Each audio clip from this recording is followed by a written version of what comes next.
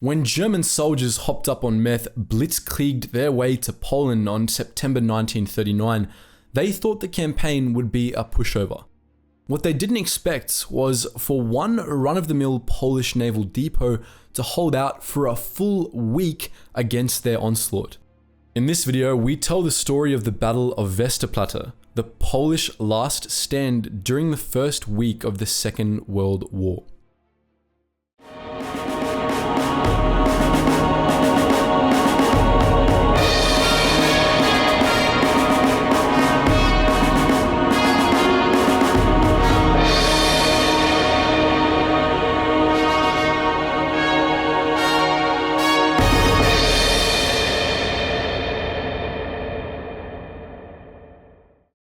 Westerplatte is the name of a peninsula jutting out from a city now called Gdansk, but known in 1939 as the Free City of Danzig. The city was overwhelmingly German, but was part of neither Germany nor Poland. This and somewhat still is, a contentious point between Germans and Poles, both of whom claim the city as historically theirs. When Hitler and the fascists came into power in Germany in 1933, they made Danzig's incorporation into the Reich a fairly high priority. This went down well with the city's German population, who were largely supportive of returning to the fatherland. They democratically elected a fascist city government and started putting up swastika flags, which gave the Poles serious heebie-jeebies. It didn't help that the SA, Hitler's enforcers, were active in the city as well, taking out their political angst on Jewish-owned businesses and anyone who looked suitably Polish. But there were a few spots around the city where the SA couldn't cause trouble.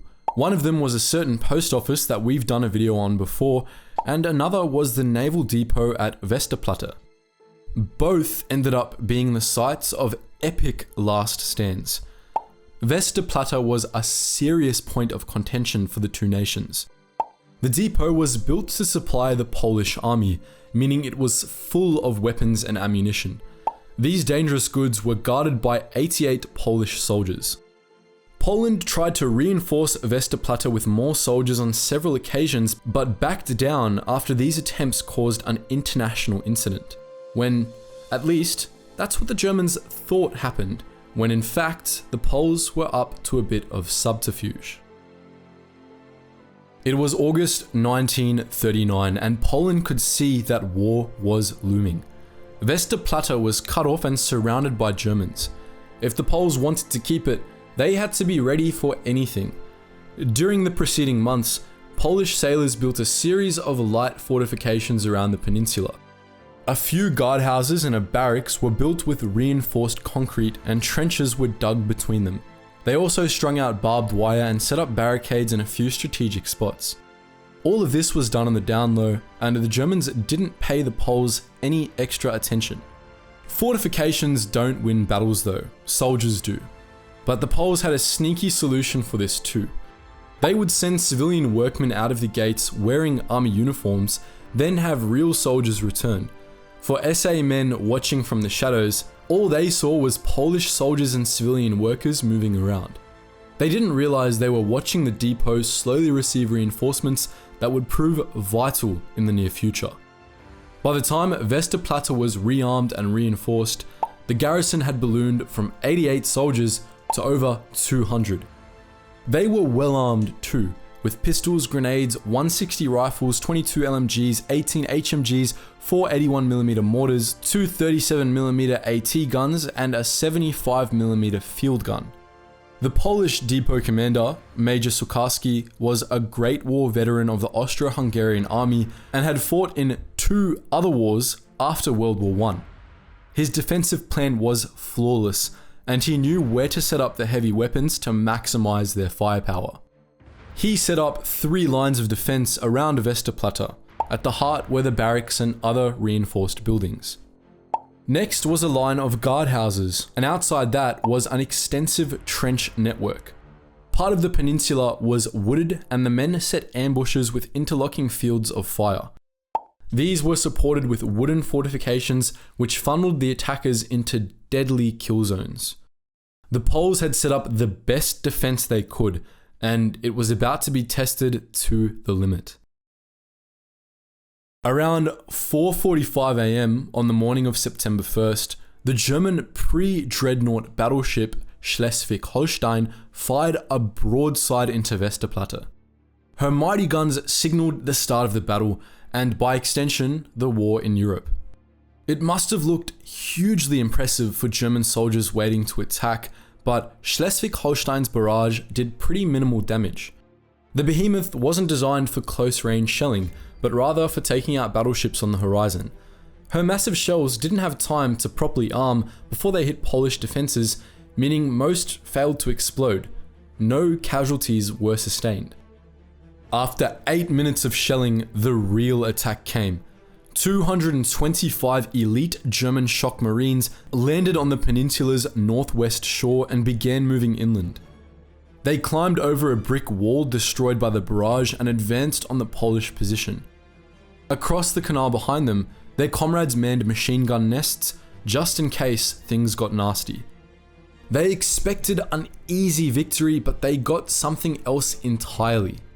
Well-camouflaged Polish riflemen and machine gunners opened fire on the exposed German Marines. There was no cover, and they were surrounded by barbed wire fortifications. Just when they thought things couldn't get worse, Lieutenant Peyomk opened fire with the field gun. He blew up the machine gun nests with ease, then sighted in on the Marines. Knowing they were about to become mincemeat, the Germans beat a hasty retreat. A quarter of their assault force were dead or wounded. On the opposite side of the peninsula, another German landing force was rebuffed by the Polish defenders, though not without losses. Staff Sergeant Naserek was killed by machine gun fire. He was the first Polish casualty of the battle and possibly of the entire war. 2 hours later, the Germans backed off and the guns of the mighty Schleswig-Holstein spoke again. This time, they were rather more effective, knocking out Lieutenant Peyomk's field gun after shelling the peninsula for over an hour. Confident they weren't about to be shelled back, the Germans assaulted again. They fought for 3 hours, but managed to advance no further than they had done before. Aside from the well-prepared Polish defenders, the battleship's guns had knocked down many trees, which seriously impeded progress for the attackers. They pulled back at midday, after the shock marine commander, Lieutenant Henningsen, was mortally wounded. With one of their key officers dying in a hospital bed, the Germans took stock. During the first day of the battle, 16 Germans were killed and 120 more were wounded. By contrast, the Poles had only lost 4 soldiers. Underestimating the Polish defenses had clearly not worked, so the German commanders decided to overestimate them instead. After examining some aerial photos, German officers concluded that Westerplatte was an impenetrable fortress, complete with a tunnel network, underground bunkers, minefields, and armored positions. In reality, this was a load of BS. The Germans had mistaken hay bales for armored domes. When they couldn't see any trenches nearby, they decided there must be an underground tunnel network. They also massively overestimated Polish defensive strength, but that's understandable, seeing as the Poles were extremely pissed off. For the next 3 days, the Germans pounded Westerplatte from the air and sea. 60 Ju-87 Stukas dive-bombed the depot and managed to knock out Polish mortars, a guardhouse, and the food store. By September 5th, Major Sikorski wanted to surrender. Since the start of the battle, he had been suffering from PTSD episodes and was in very bad shape. This was the old veteran's 4th war, and a soldier only has so much fighting spirit. Unofficially, his deputy, Captain Dombrovsky, took command and led the defense according to the major's plan. But when food supplies began running thin, he gave the officers a choice: surrender or fight on. The Poles were hungry, but they still had fight in them. On September 6th, the Germans stopped shelling the depot and went on the offensive. They kicked things off subtly by charging the Polish positions with a burning train. The train driver, who wasn't totally on board with this, decoupled the burning carriage early. The train rolled to a stop well short of its target and accidentally set fire to the nearby woods. This stripped the area of what little cover was left and gave the Polish machine gunners a nice view of the German positions. In their hasty withdrawal, the Germans took heavy casualties. The next day, September 7th, the Germans got serious. Advancing with flamethrowers, they managed to finally destroy the outlying guardhouses and push the Poles back to their last lines of defense. Pretty much fighting back to back, the Poles knew that the end was nigh. Clumped together in one spot, they would make an easy target for another wave of dive bombers or naval shelling. At 9:45 AM on the same day, Major Sukarski officially surrendered. The Poles were nearly out of ammo and completely out of food. His men held out for 7 days against a battleship, dive bombers, shock marine assaults, and a burning train. They had held up 3,000 German soldiers, killing 50 and wounding 150 more. Only 15 Poles were dead and another 40 wounded. The Germans were so impressed with the stalwart defense that they let Major Sukarski keep his sword. The defenders were saluted as they marched out of Westerplatte and into captivity. Unlike their comrades at the post office, they were treated as POWs, and most of them survived the war in prison.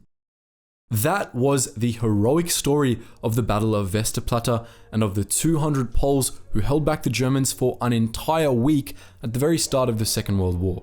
But what do you think? Are you surprised they managed to hold out for as long as they did? What do you think Poles thought when they saw the burning train? Did you know the German Navy had elite shock marines? Let us know all that and more in the comment section below.